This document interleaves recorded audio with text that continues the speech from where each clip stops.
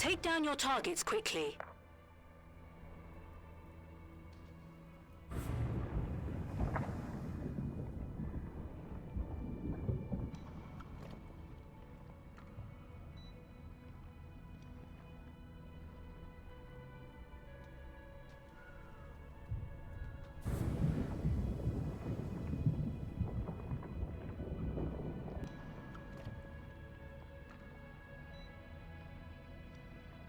Living off the study of war and the analysis of war, and hopefully we'll be going to university again to get my degree in strategic studies and war studies to become a professional in the art of war, as it were, not in the military but as a civilian analyst. Find the enemy. The fact that I'm sitting here in my comfy office while people are getting shelled hurts my soul to a point I can't describe. I didn't join the military when I was younger because I didn't meet the requirements for my chosen MOS, right? My chosen MOSs. My math skills weren't good enough to be into armor or air force. I'm crap at math. Even though I'm a champ on DCS, my math skills are crap. I'm gonna put that in inverted commas. Yeah, in Australia that is a very derisive term. I'm an absolute champ. I've seen you fly. I'm good at DCS, and I'm actually quite a decent pilot IRL, believe it or not. I'll believe that when I see it. Well, my instructor said so. Take it up with him. I will. I'll fight him. You can ask him. The registration of the aircraft I flew at the time was Golf Zulu. You can ask him. I will. I'm going now. I'm gonna call him right now.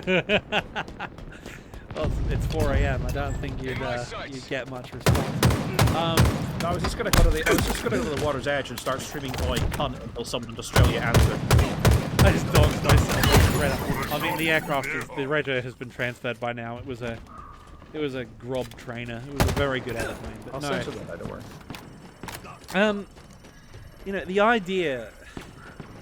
I never served in the military, even though when I was younger it was something I always planned to do. And you want to know what it was? I was full of piss and vinegar when I was younger, like we all are.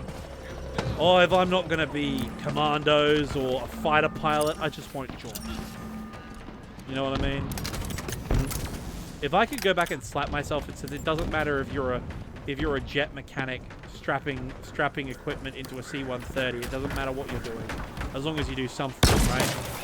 I would, but that's the thing. I have never served in the military, okay?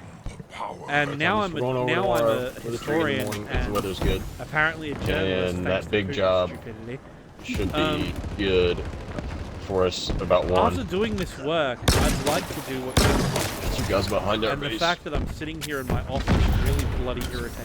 I'm not gonna lie. It's the feeling that I could be doing something more, but I'm not. Yeah, I mean, I get that feeling constantly. I don't know how to deal with it sometimes, because I on many occasions feel like I'm not doing enough. I feel like that, you know, I'm not spending enough of my time out in the field. I'm spending too much time like doing doing paperwork. Or when I go home, when I am home, all I really thought about was like coming back, right? Because I was just thinking about everything that was going on, all the people I could be interviewing, all the things I could be documenting. But it's something that, you know, people need to work within their means, what's healthy for them, what's best to fit in their lives. For me, I 100% had to just like, I 180'd my life to come to Ukraine. I changed what I was streaming for my content online. I basically dropped out of college, which was a very over here not throwing only out call-outs on Big Team Slayer. decisive decision, but expensive decision. But I made the decision ultimately because you can't really like schedule when these things happen or conquest these types of atrocities. So if they're happening and they need to be documented, you need to be there for when it's time for it to be documented. You can't just be like, oh wait a second, everybody hold off the war. Can you give me I need to study and get good my at promissory thesis paper. notes. I felt the calling and I came over here, and very happy with the work that I'm doing, but I always feel like I can do more. So that's a feeling that I think will always be there to some extent. It's just a question of whether or not you personally can commit yourself to doing more, whether or not you're willing to like make that extra mile.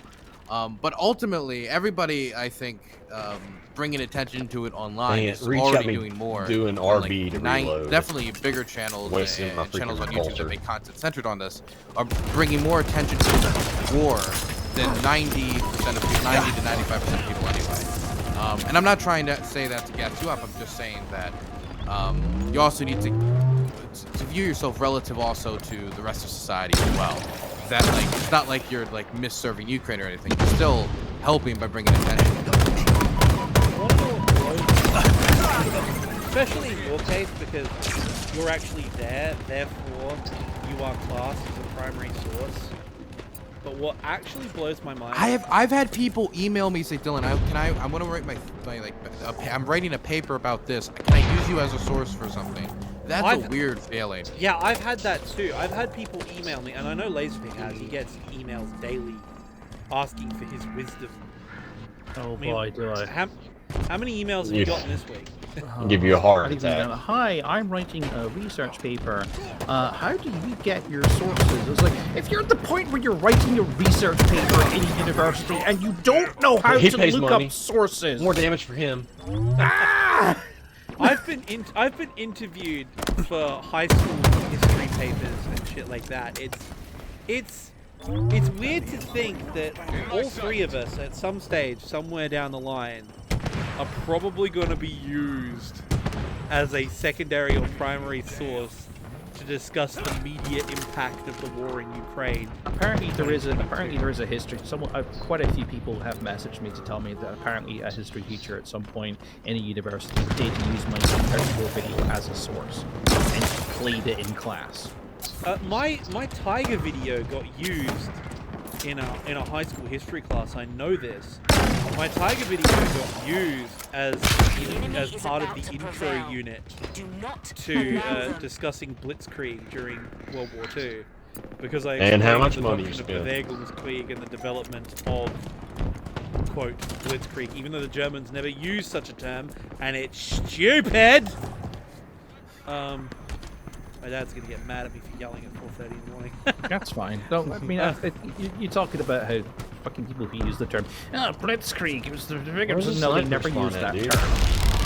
I mean, Dylan has to deal with more Vatniks than Verabus. Trust me, they're very much the same thing. Oh yeah, how many Vatniks? I would imagine there's a lot of overlap, actually. Oh yeah, there is. How did you get there, dude? There is a remarkable amount of... Not as much as there is overlap with tankies. I mean, you would get a lot... I mean, would you reckon, because I've seen this personally a few times, that a lot of the Vatniks are just Vatniks and on Russia's side because it seems to be what their side is doing. It's what their side supports, and it's just kind of become an extension of the culture war around them. Like it's like, oh, it's the liberals who are supporting Ukraine and everything, and it's like, so we support Russia. Ever kind of experienced that, Dylan? Because you obviously get a lot more hate from the Vatniks than I do. Absolutely. There are a lot of people who I think are just contrarians. I think a lot of the like alt media personality types. I even think that might be a significant motivator for people like Tucker Carlson. It's like, this is the Biden position, therefore we're against it. I could imagine a world where Donald Trump was in office and took the same position as Joe Biden did, and he would talk about the strength of Donald Trump and how this is just more proof that Russiagate was always a hoax, etc., etc., etc. I do think it has embedded itself to some extent in the culture war, but thankfully that hasn't caught wind with like every Republican or everybody. A lot of people have been able to, in the most part, keep it outside the culture war, but Tucker Carlson, Donald Trump, others are heavily trying to make it more of a culture war issue and connect it that way. And I think it is in large part just because the liberals. This is the quote-unquote liberal position.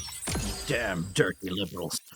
Because in my mind, right, Donald Trump was always the strong candidate where you show strength on the international stage, and he's so like, bombastic that no one would dare, like challenge him or fight him. But his position is like concede on everything. Just give them Ukraine. And it's the exact opposite of the image that he's painted of himself.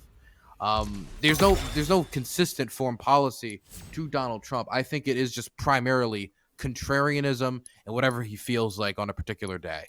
And that was his track record too. I know for a fact my contacts in the U.S. military. That sounds way more fancy than it actually is. But my contacts in the U.S. military. You've got some friends who are in the U.S. military who talk to you. Yeah, you know a guy named Steve. Yeah. He's a janitor in the U.S. military. Yeah, I've got Pentagon contacts. Got a guy who works in the catering there. I actually do on the Air Force side Me anyway. On the Air Force side anyway. I think he's working in the defense private sector now, but he was in the Air Force Pentagon side of things.